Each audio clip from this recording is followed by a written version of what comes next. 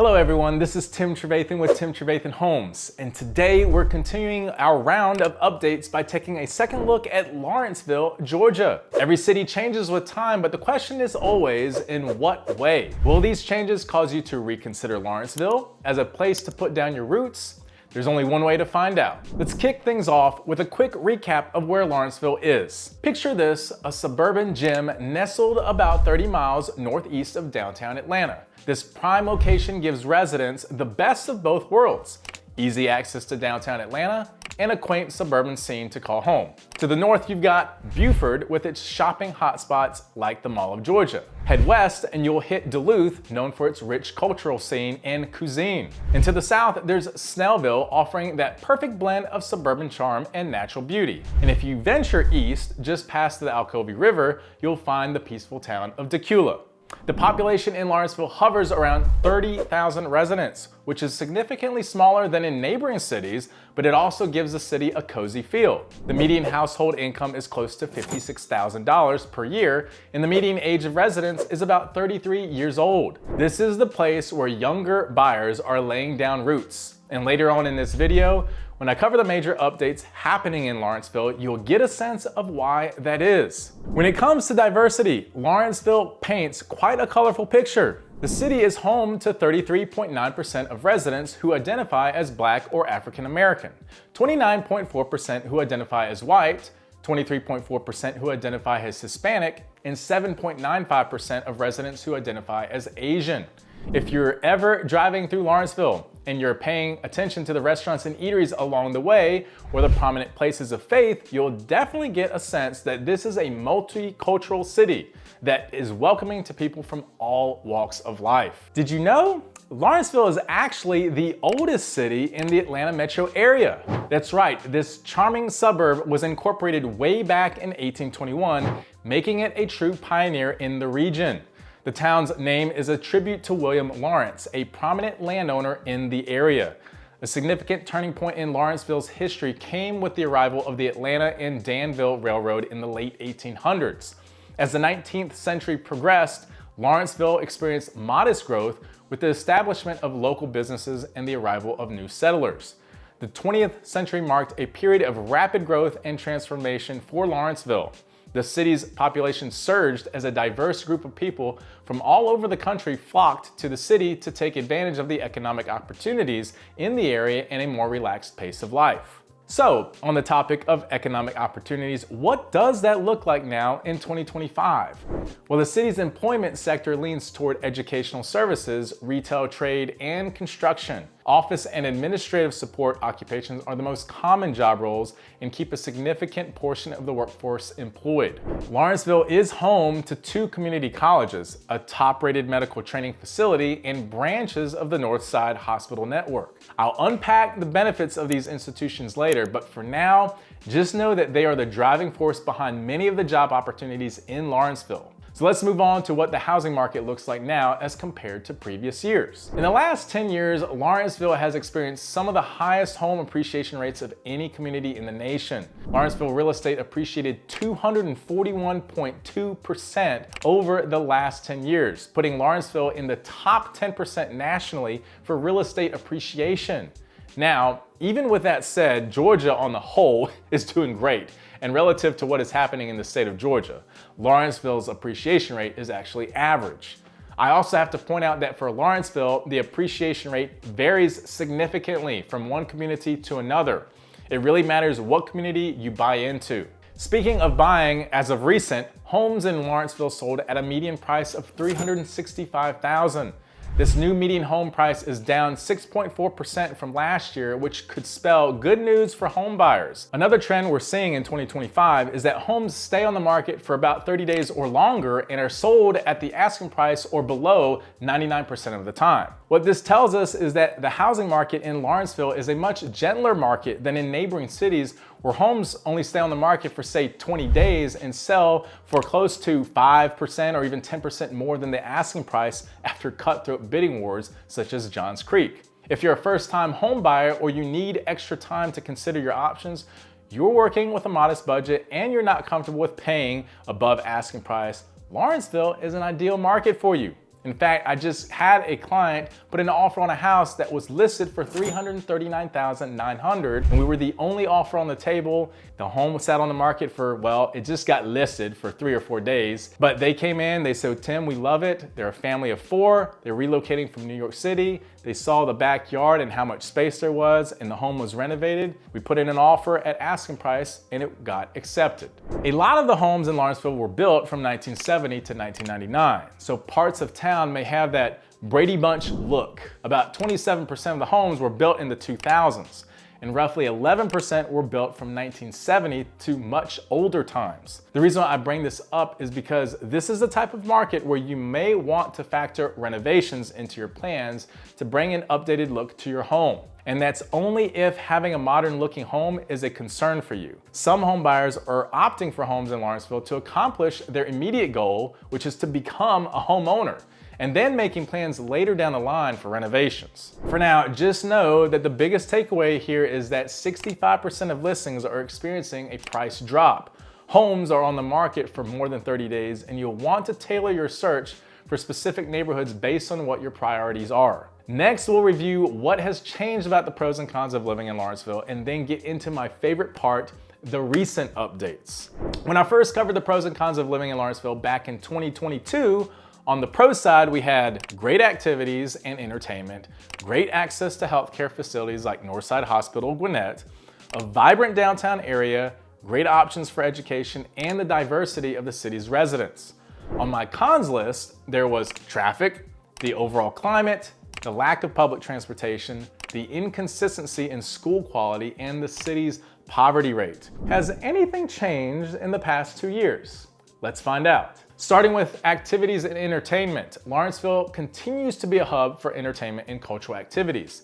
The Aurora Theater remains a central attraction, offering a diverse range of performances, including those in Spanish, which highlights the city's commitment to cultural inclusivity. Coolray Field also remains a popular destination for sports enthusiasts. So that's cool. Since my last video, the city has been working on revitalizing the Depot District, and they've installed decorative steel archways. These eye-catching structures not only add a touch of artistic flair, but also deter large trucks from cutting through the district. This makes it safer for pedestrians and quieter overall, so that the residents can enjoy their outdoor spaces or patio conversations at the local pub. With regard to healthcare, Northside Hospital Gwinnett continues to be a leading healthcare provider in the area, offering extensive medical services, including emergency care and trauma services. This remains a significant advantage for residents. Since my last video, Northside Hospital has partnered up with Urgent Care Group to expand its reach in Gwinnett County by opening a new Health Choice Urgent Care Center in Lawrenceville. It officially opened on August 30th, 2023, and since then has been offering same-day healthcare services, including X-ray imaging, COVID-19 testing, and occupational health care, ensuring residents have greater access to immediate medical attention. The city has also completed construction on a new slip ramp, providing direct access from State Route 316 to Northside Hospital Gwinnett directly. The new ramp improves traffic flow and accessibility to key medical facilities. And in fact, if you see the entire facility as a whole, it has had a tremendous facelift. You can't even recognize from 3 years ago that this is the same hospital, and they have a massive parking deck right next to it. A few years back, I felt that Lawrenceville had a vibrant downtown area, but it has only gotten better. The city has basically completed its South Lawn project, which is a large-scale mixed-use development. The South Lawn project includes over 600 residential units, more green space, and 15,000 square feet of retail spaces, restaurants, and public amenities. It's already attracting the attention of residents and visitors, all while solidifying its role as the city's cultural and social hub. And the biggest news is they are now developing a downtown Lawrenceville hotel. And you can start to see that high-rise building slowly but surely. When it comes to education, the scene is still a hit or miss, so not much has changed in that regard.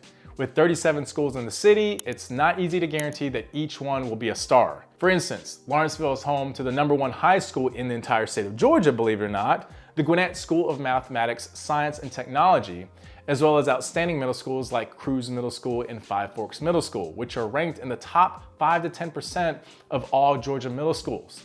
But also in the mix are schools like Discovery High School and Central Gwinnett High School, which lag behind the pack with proficiency rates below 50% in many subjects. Recently, the city has placed a stronger emphasis on expanding educational resources, including the introduction of new programs and initiatives aimed at enhancing student outcomes across the board. The specifics are in the city's 2045 plan, but I will point out that Central Gwinnett High School is already showing improvements, improving its rank by 15 spots, going from 246 out of 451 schools in 2023 to 237. Maybe with the right support, this upward trend can continue. What remains a huge bonus in the education sector are the two community colleges in the area, Georgia Gwinnett College and Georgia Technical College, as well as the Hillendale Medical Training at Lawrenceville. These institutions ensure that affordable higher education is within reach, and they create an excellent pathway into the fields of education and healthcare, which, as I mentioned before, are two of the four major employment sectors in the city. As usual, within suburbs, there are issues that haven't changed much. While Lawrenceville has done a great deal to improve traffic within the city by widening and repaving roads, there isn't much it can do with regard to the commute into Atlanta. The weather continues to be a menace to allergies, and that's just the case really in the entire North Metro Atlanta area. Public transit is still underwhelming, but I'll tell you what's not: the 2045 plan the city is rolling out. Here are three key features of the plan. First one is preserving an affordable market for home buyers. So the 2045 comprehensive plan for Lawrenceville, Georgia lays out several key strategies to address affordable housing within the city. These strategies are designed to preserve existing affordable housing, promote the development of new units, and ensure that housing remains accessible to residents across various income levels. The city of Lawrenceville is currently working on a plan that incentivizes existing developments with expiring tax credits to remain within the affordable housing program. This approach is critical in maintaining the current stock of affordable units within the city and is slated to be fully developed and implemented by 2026. The city is also promoting the development of mixed income and mixed use projects, particularly in areas near downtown, like the South Lawn Project, and other well-served infrastructure zones. These developments will combine residential, commercial, and recreational spaces to create vibrant, inclusive communities. Efforts to amend zoning regulations and implement this policy will be ongoing, with major milestones expected by the end of this year. A new local asset for residents is the city is building a heritage-style boutique hotel called the Lawrence. I actually just mentioned it earlier. It's intended to have a refined industrial feel, bringing together rustic charm with modern conveniences. The hotel will have 120 rooms and enough amenities to make you want to book a staycation right there in the city. Plus, there's going to be a 5,000 square foot conference center, a restaurant, and a patio bar. It's the perfect place to receive business travelers, tourists, and out-of-town guests.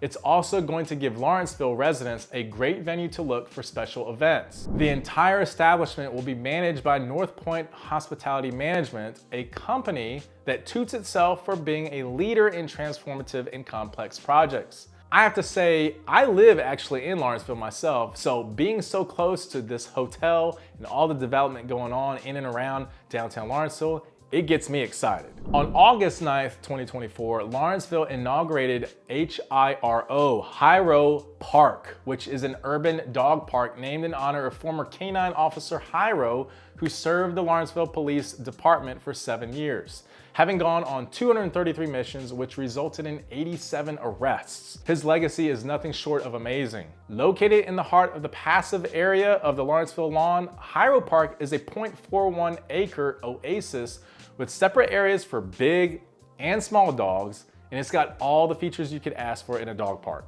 including shade structures, benches, agility equipment, and even a water fountain for your pup. I have a 60-pound golden doodle, and we have visited this Hiro Park. He loves it, I love it, the whole family enjoys it. This is the latest and the greatest on Lawrenceville, and if you're not sure if Lawrenceville is the right place for you, I will say this. Lately, the city tends to attract families and young married couples with children. So I think it has a lot to do with the fact that the housing market has affordable options, and the city is actively preserving those options. Once again, as I mentioned before, I have a client moving from New York City with a family of 4 that found a home in Lawrenceville, and they call it home very happily and very joyfully. The city is doing a great job of implementing new mixed-use development that allows residents to live, work, and play in the same area. And while the schools in the area have mixed performance levels, there are still great options for college so that older kids and even young parents can continue their education without needing to go too far from home. But those are my thoughts. What are yours? Put them in the comments below. So if you're thinking of moving to Lawrenceville or the nearby area in Metro Atlanta, please give me a call. Call, text, email. I'd be happy to help you in your home buying journey and set up a game plan to make your move go smoothly. If you like this video, make sure to subscribe to my channel and click the bell icon to get all the latest updates. I enjoy making these videos for you and providing all the insight that will help you make an informed decision about where you want to start the next chapter of your life. Send me a direct message. Tim Trevathan out.